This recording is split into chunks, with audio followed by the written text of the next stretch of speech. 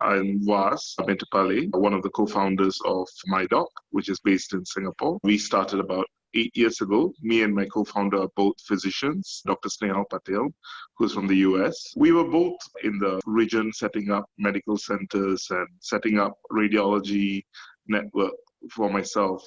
And what we realized was that there will never be enough physical clinics that we could set up for the population and the growth and in Asia. We wanted to build a digital platform that could provide a primary care to the masses as well as to the region in general. And when we did set up the platform 7 years ago, we went about getting collaborative efforts with local medical groups, labs, as well as diagnostic facilities, getting a patient health record going.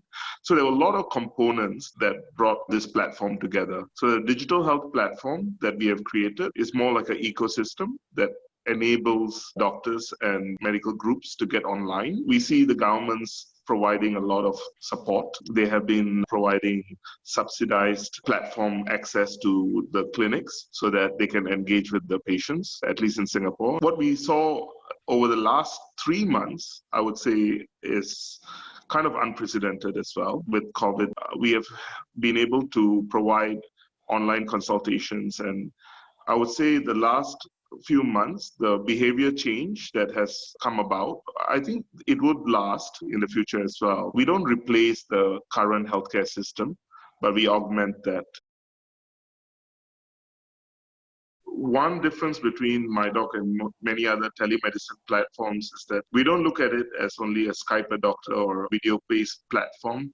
We have a patient health record as a base, and we are connected to the labs to collect data in each of these countries that we operate in. We try to personalize care for the patient. So chronic diseases, getting all the records in place together so that we can provide more than just GP care. We have allied health professionals like dietitians and others on the platform to reduce the risk of chronic diseases affecting immunity and others. So talking about data across countries, we don't really need to cross borders. We provide healthcare providers within the country. So the patient health record is stored within the country. The algorithms that we learn for personalizing care, that can be shared between the countries. And so the learnings can be shared, but the medical providers licensed in each country will be the ones providing care for the last mile in each of these countries.